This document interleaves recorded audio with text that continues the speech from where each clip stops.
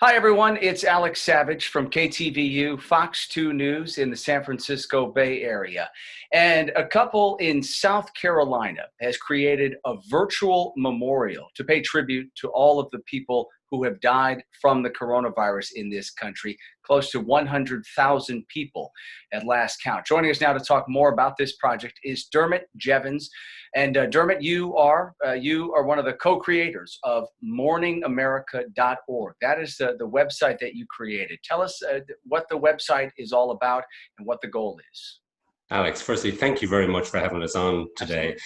Our goal is to create a virtual memorial to every man, woman, and child who's been lost to COVID-19 in this country. You know, we, as you talked about on the lead-in, that number is close to 100,000 right now. And what devastated us was the fact that this was this ever-increasing number, and we lost the sense, we seem to be losing a sense that these are real people, real family members, real members of our community that we're losing, and there's nowhere to remember them. And so that's what was the motivation for creating this site. Okay, so each individual who is featured on your website, their loved ones, their friends, their relatives are submitting information about them, a backstory, and photos and other ways to memorialize them. Absolutely. All of us, we're as humans, we're a social species. I happen to lose my dad recently. We're in Irish culture, I think it's the same as in every culture. We mourn, we cry together, we laugh together, and that's been taken away from us. And so in this site, what we wanted to do was have a place where any family member can come to the site and just hit a button that says share their story and upload photos and tell the story of their loved one in their own words. They don't need an English degree to write it. It doesn't need to be fancy. This is about their loved one in their words. And we've also have the ability on those pages for anybody to come along and also leave messages for that family. And so what we want to do is build a community around that page for that person we've lost so that we never forget them. So this was a project that you and your partner started here, and from what I gathered, part of the part of what motivated you to do this was that you were so deeply troubled by the notion that so many people were dying without loved ones by their side, dying alone, and it's just such a terrible thing to think about. It is. We had a story that actually came in last night from a woman who lost her son a day before her birthday, and her comments, her what she said was, no mom should have to bury their son. And you could just feel the pain that was there and feel her loneliness and feel what she was getting from being able to actually write about her son and post about her son, and then seeing the loving comments coming in afterwards. It's enough to bring a tear to anybody's eye. How many people have you been able to build memorials for through this website so far? So we're at 85 right now from the point of view of stories that have come in, and we're literally just getting started. We also this memorial has three parts to it. One is the ability to tell stories. The second is capturing the names of those who have been lost so that we never forget them. And so we have over 4,000 names listed on the site already. And we also have put a placeholder and a dot on that site for every person that has been lost so far. So we have 100,000 dots on that site right now to represent. And our goal, it's a lofty goal, but our goal is to fill every one of those dots with a story of someone who's been lost. And that's where we need you, your listeners and your viewers, to help us, because we can bring this together, but we need everybody to come together to help us build this site. Yeah, so you were obviously asking for people who have lost loved ones to COVID-19 to submit information and photos if they feel comfortable doing so to help sort of build this memorial, this virtual memorial. You guys, though, are also what steps are you taking, you and your partner taking to try to gather as much information as you possibly can? I mean, it's sort of a twofold kind of thing, right? Where you're working to gather information, also hoping people contribute information as well. Yeah, we've actually, since we got started, we've actually had some people come forward to volunteer, and so we have a team that is out gathering names of those who have passed away. Obviously, we are not printing or publishing any information that a family member does not want to have published. And so the only thing that we're gathering ourselves are names, just so that they can be remembered. And the stories are coming from your viewers, they're coming from people who have lost loved ones, they're coming from people who want to remember them, these people who we've lost. And speaking of that, it sounds like the first person who was profiled on this website was a woman who was from right here in the Bay Area, from Santa Clara County, right? So tell me what was the story that kind of got the ball rolling on this project, if you will. Was her name is Azar, and she's just a beautiful woman. To read her story again, I actually find myself tearing up because she was the first person who came, and so it was completely unexpected. Her son submitted Azar's story, and we've actually gotten to know him through communicating back and forth about getting her story up and getting her story and making changes as we've gone along. And so I'd encourage anybody to read Azar's story. Just come to the site and read Azar's story, and read any of the stories that are there. It's amazing when you read, you start to feel get to know who these people are. And we've actually had some people come along who don't know these people at all, but who've been on the site and who've seen the stories and have felt the love in the story and felt some of the pain in the story and have left messages just because. Yeah, just celebrating these lives. And as you point out, and we've talked about, I mean, obviously so much of the information we hear on the news every day is about the latest figures and the latest, number of cases and the latest numbers in terms of deaths from coronavirus. But every one of those people who's lost, this is somebody's friend, it's somebody's relative, it's somebody's neighbor, it's somebody's coworker. And there is just a whole story behind every single one of those names, and you're trying to bring that all to the forefront. Absolutely, and it's funny how when you read these stories, you'll find little clips in there that bring that person out. The Robert Mulkey was from Detroit, and the story with Robert was you always got. If you asked for a question, or if you asked a question, you always got an answer, and it was always honest. There may have been a laugh along with it, but it was always honest. And so those are the types of stories that get lost in obituaries. Those are the types of stories that get lost in a number that is at 100,000. And that's what we want to remember now, 5 years from now, 10 years from now. Because in all honesty, the only way we're going to prevent this from happening again is having a memory that it happened before. And these lives should not be lost in vain. So what exactly should someone do if they have lost a loved one or maybe a friend they want to pay tribute to? What are the steps that someone should take to try to memorialize them as part of this project?